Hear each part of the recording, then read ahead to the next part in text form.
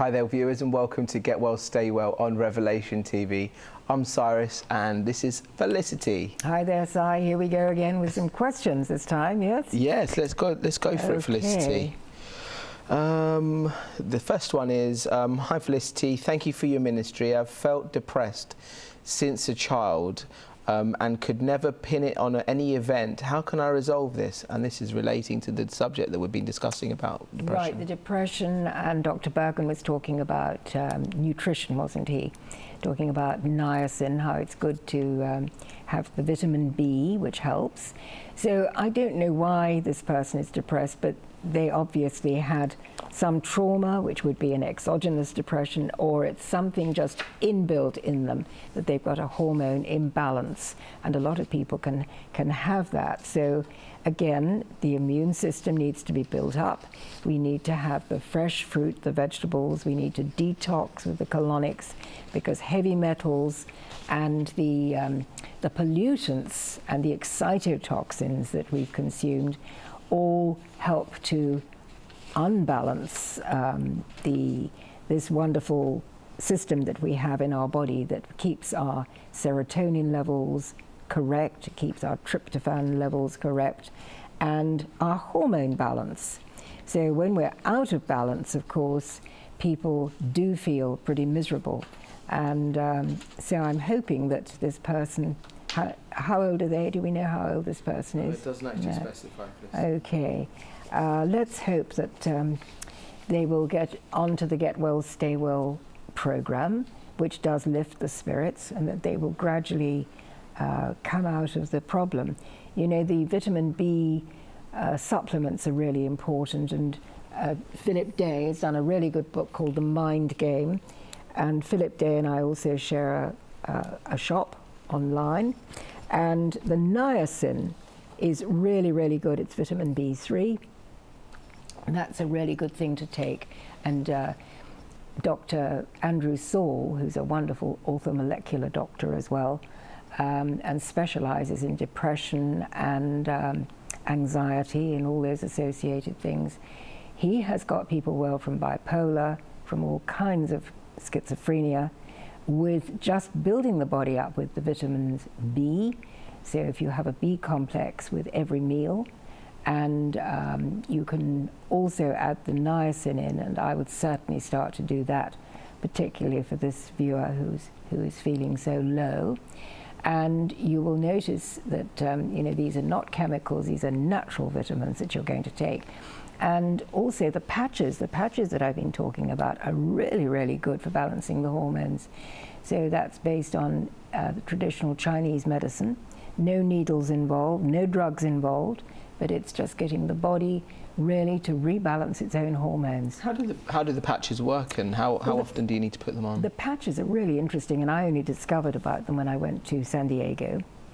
They were designed for the Special Forces and the Navy SEALs, and I thought, well, this is interesting, because I had been aware of traditional Chinese medicine since I was quite young, because I was at school with a lovely girl called Ruth, who became a doctor in England, and she came from Hong Kong. She had a natural bent for obviously Chinese medicine, and you know, there's 1 billion people in the world who really, they rely on Chinese medicine. They rely on the acupuncture, the acupressure.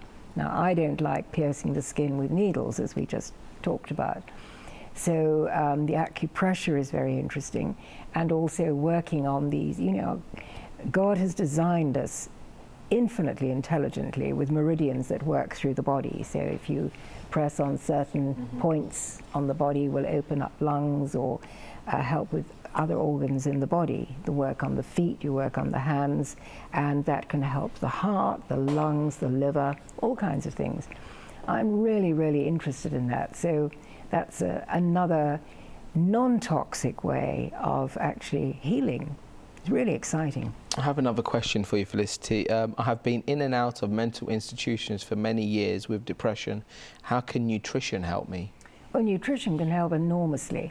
When I was training at Hippocrates Health Institute in America, there was a lovely young man on my course who just said at the first meeting that we all had when we said where we were coming from. And, you know, I said, I come from Jersey, and it's not American Jersey, it's the old Jersey in the island, you know, and going through all this and telling them my story. And then this young man said, well, I've been in mental institutions most of my life, and we were sort of all look and think, wow, are we safe here? And in fact, he was the most charming young chap. And he had just had a very caring mother who had taken him to the doctor because he was a bit depressed, he was a bit worried about his homework and that sort of thing. And this led on to him being given all kinds of drugs, and in the end he ended up in a mental institution, and he had the most terrible job to get out of there because of course they drug people up. And I mean, Anthony became a great friend. He sorted my computer out for me and all kinds of things. But, you know, he said, you've no idea what I've been through. I've been through absolute hell because, you know, you can get institutionalized in one of these places. And he got a brilliant mind. He's now got the most wonderful business in America, health business, where he's helping so many other people. But this is the insidious thing about going to the doctor and getting put on drugs, which you don't need. I mean, he had a perfectly good mind. He was just a bit anxious about his exams, and we need to really resolve these things a natural way if we can. Okay, I would like us to take a look at our next clip that we have available. This is by Dr. John Bergman, and he's talking about the sources of mental illness. B3, or the B vitamin deficiencies, are huge. Okay, now niacin is used all the time to work with schizophrenia. It's also one of the nutrients that's depleted, okay, when you're taking alcohol, which is interesting because alcohol is a depressant, but what do you do when you drink when you're sad, right? So it depletes niacin. The problem with this is some of the signs of depression, and this is actually physical signs if somebody is depressed or anxious. You're going to see poor digestion, poor elimination, and when you look at this, poor digestion, now that you know that serotonin is produced in the gut, wouldn't you expect people who are chronically depressed to have poor digestion? Of course. If they have good digestion and good elimination, how could you be depressed? You probably got healthy serotonin production. Look at niacin deficiencies. This is B vitamin deficiencies. Now, B vitamins are absorbed in the distal ileum. That's right next to the colon. That's the last part of the intestinal tract coming down. So if you have a pinched nerve in your back, you cannot absorb it. If you have incorrect diet or nutrition, you can't absorb it. So this is vital. Depression, headache, confusion, restlessness. These are all niacin functions. Now here, this guy, Dr. Hoffer, brilliant guy. What he did was he treated with nutrition, mainly niacin, and he recovered over 90% of severe schizophrenics. Now, he just recently passed. Linus Pauling, he won the Nobel Prize twice. That's hard to do. I mean, Obama only won it once. Okay, so he won, I don't know what he won it for, but, you know, but here, won it twice for orthomolecular medicine. And what they did was they approached people with such respect that the body is designed to be young and healthy, okay? And if it's not young and healthy, it's just missing something. Okay, so they coined the term orthomolecular psychiatry. What they did is they recovered severe schizophrenics, severe depression, severe anxiety by giving them what they want. Now, poison recovery. Obviously, if you're taking genetically modified foods, medications, all this stuff, you've been poisoned. Okay, you've absolutely been poisoned. So you got to clean the blood. Some enzymes that are helpful, protease is good, amylase is good, soluble fibers are good. Vitamin C for chelation therapy is good, but it's dangerous. If you've had a standard diet or standard American diet, the SAD diet, your body is extremely toxic. If you go for chelation therapy, your body's going to be dumping these toxins, okay, into the intestinal tract. So you absolutely have got to get the colon clean. So this means, you know, vegetable juice, soluble fibers will clean out the arteries. It'll also help the motility of the colon. Colonics, several of them, which help clean the colon. And then that way, when you do the chelation therapy to drain the toxins out, it's dumping in some place where it's clean and can get out of your system. Because you don't want to clean the toxins out and have them resorb back into your body. This stuff is neurotoxins. This is not people that are overweight. This is not people that, this is completely abnormal. Human beings are not designed to be like this. But you're living in a calorie-rich, nutrition-poor environment. These people are starving. They're starving. They're taking in nutrients and they can't break them down. You're talking joint problems, depression, anxiety, all of that. Hi there, welcome back. I just want to ask you how alcohol can affect depression. Oh, wow. Well, we think we're going to have a drink to cheer us up, but in fact, it's a huge depressant, as we discover later on. So you might feel good when you just have the first sip, and then, of course, it is going to, if you have enough of it, of course, you'll fall asleep. So it's certainly a depressant and also a huge toxin in the body. So we really ought to keep right off that. And I can't drink wine. I feel really rotten if I have wine. And I used to have a gin and tonic, but then, you know, I discovered the tonic is loaded with sugar. There's 6 teaspoons of sugar in each can of tonic. So, you know, I just don't want to destroy my immune system. It's not, I think it's not, it's obviously for the health reasons, alcohol isn't great, but it's also the social aspects of alcohol, because you think it's about the Friday night and they're going to have a great, like, and all I'm referring to is the teenage years that I had, okay?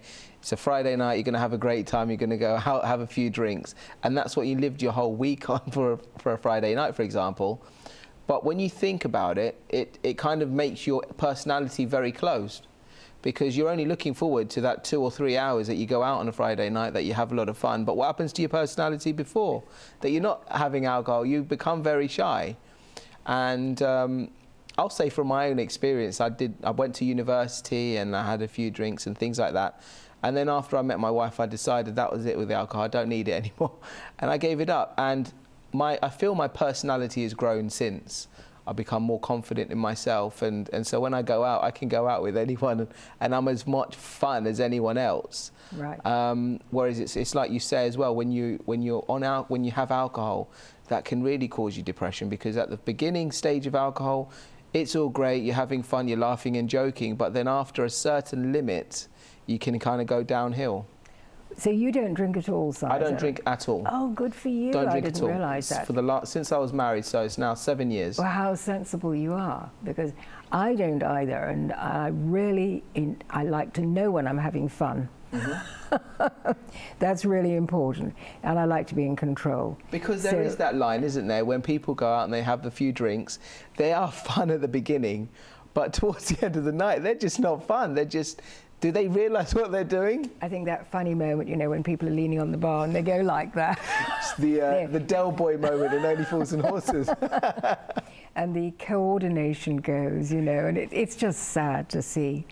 So, and we've all seen these awful pictures of the, you know, the yobbos in Britain. And unfortunately, we've got a terrible reputation on the continent. You know, people say keep away from the British yobbos, which is so sad, because when you think what our young men did in the First World War, Second World War, and, you know, were the heroes, and these guys are really just frustrated. They you know, all they've got is their football and their booze. Yeah. And there's so much more to life than that. And I don't see that sort of culture in Spain so much, do you? No, because I'll be honest, it's more of I've been brought up in Spain and I've lived here for over 20 years, and it's more family orientated in Spain. So when rather than just the teenagers going out, it's the whole family go out together, you see. And you go to a restaurant and there's 3 or 4 different generations of the family all together. It's very, very family orientated. And in 20 years, honestly, I can't recall seeing a drunk Spanish person, whether it's a teenager or an adult, that it is out of control. That's amazing, Si. Now, what about the pub culture? There's no sort of... There isn't much pub culture, to be honest with you. The pub culture is just because of the British and the British tourists and things like that. It's embarrassing. It's embarrassing, isn't it? Yeah. But I think that's wonderful. And I must say, I've lived here now for a year. I lived in Portugal 40 years, and I was never aware of an alcohol problem. No, I think it's sad, and I think probably in Britain, as Philip Day says so amusingly, you know, the British are so thirsty that they long to go down the pub to the Fox and Firkin or whatever he talks about. Yeah. He's so funny. And, you know, they go and have their drink there. But it's terribly antisocial for the family because if the husband's off having a drink, you know, what's the wife going to do? She's at home with the children and wondering what the husband's up to. So, you know, I think the Spanish life is very much nicer. The family life, as it used to be, is really great. I'd like to go to our next clip, if possible. This is by Lisa Rankin, and she's talking about the scientific proof we can heal ourselves. Let's take a look. Fortunately, there's a counterbalancing relaxation response that Herbert Benson at Harvard described.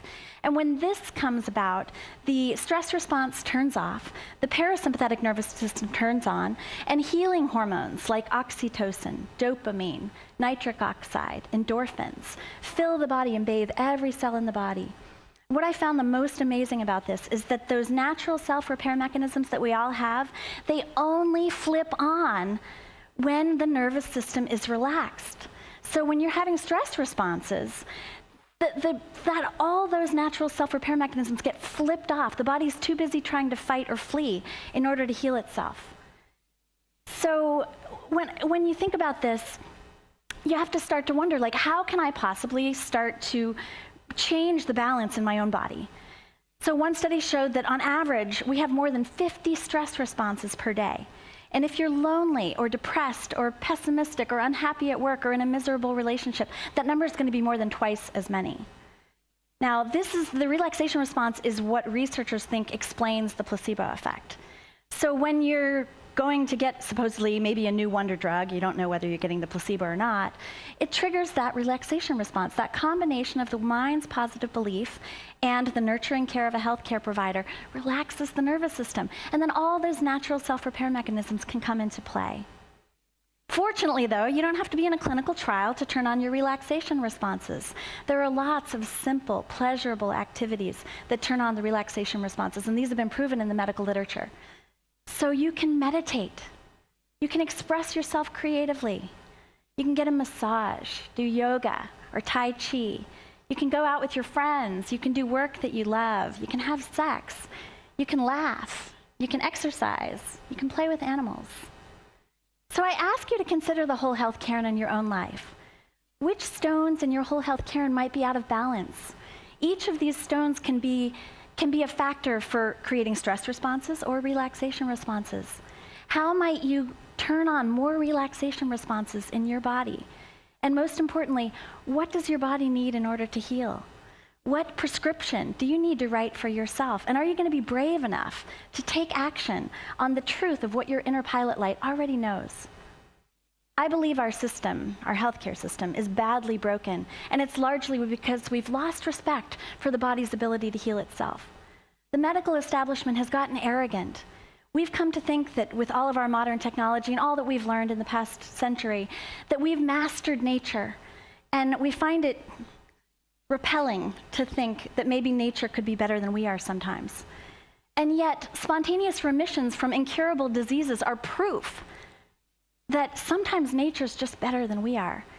It's a narcissistic wound for physicians. We don't know what to do with that. It makes us feel helpless and hopeless and useless.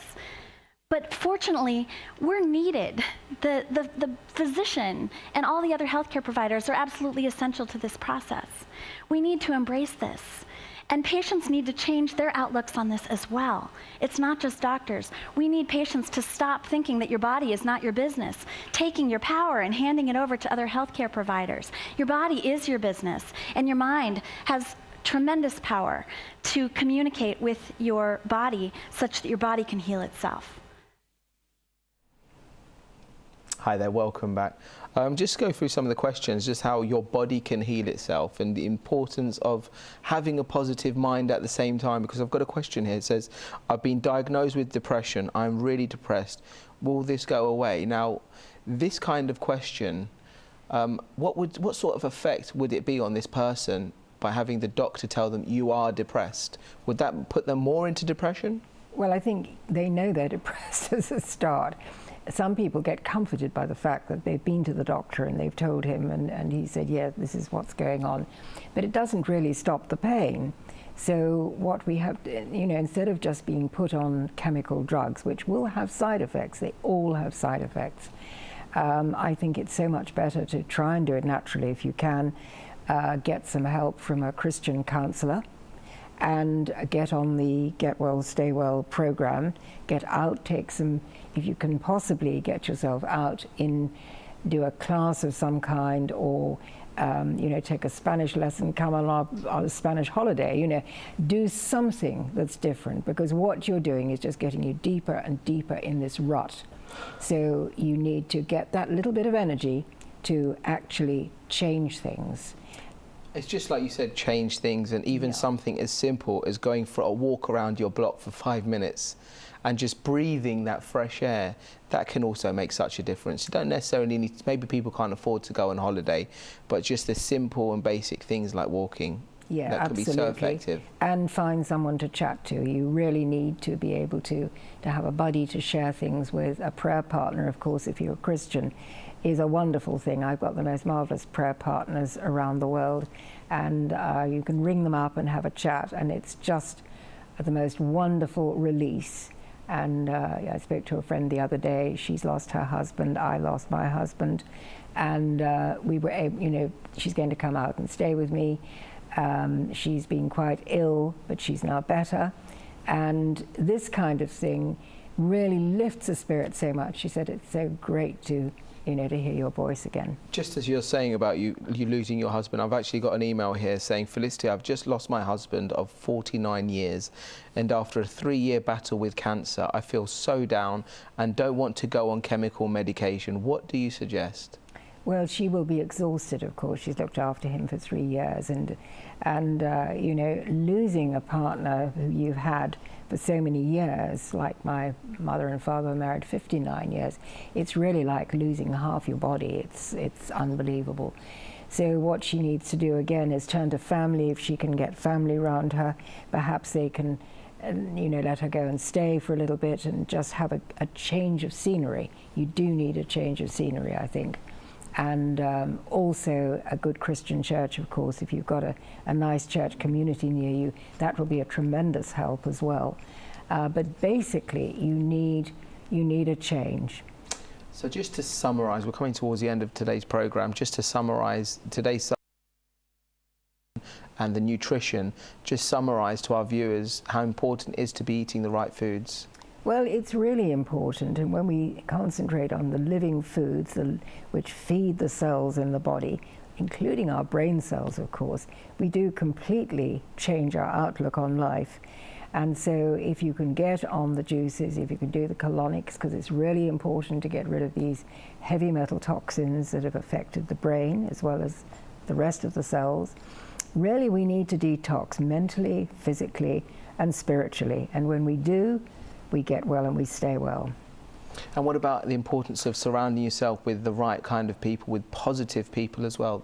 How much of an influence can that be? Well, that's hugely important, and if there's no one around, then you just turn to God, you start reading your Bible, you say your prayers, you get a real one-to-one relationship with the Lord. This is not a religion, this is a relationship. So the Lord will be your new husband, your brother, and your very best friend. I'll just remind our viewers, some of our viewers might be watching the programme and they'd love the programme today and they want to get in contact with you. How can they do that? They can email me on felicitycorbin-wheeler@gmail.com. They can go on my website. Unfortunately, I can't answer all the emails anymore. I just literally can't do it because I'm on the computer far too long, 20 hours a day. So what we've now got is a half an hour consultation, a phone consultation, and I'm doing that a lot. So in half an hour, just concentrating one-to-one on people, I can really give them some good pointers as to how to get well and stay well.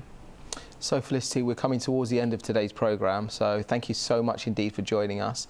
I think our viewers would agree with that. We've covered a number of items on today's programme and a number of videos, clips and a lot of information. So if you feel that you want to watch this programme again, please do log on to revelationtv.com and click on our catch-up service.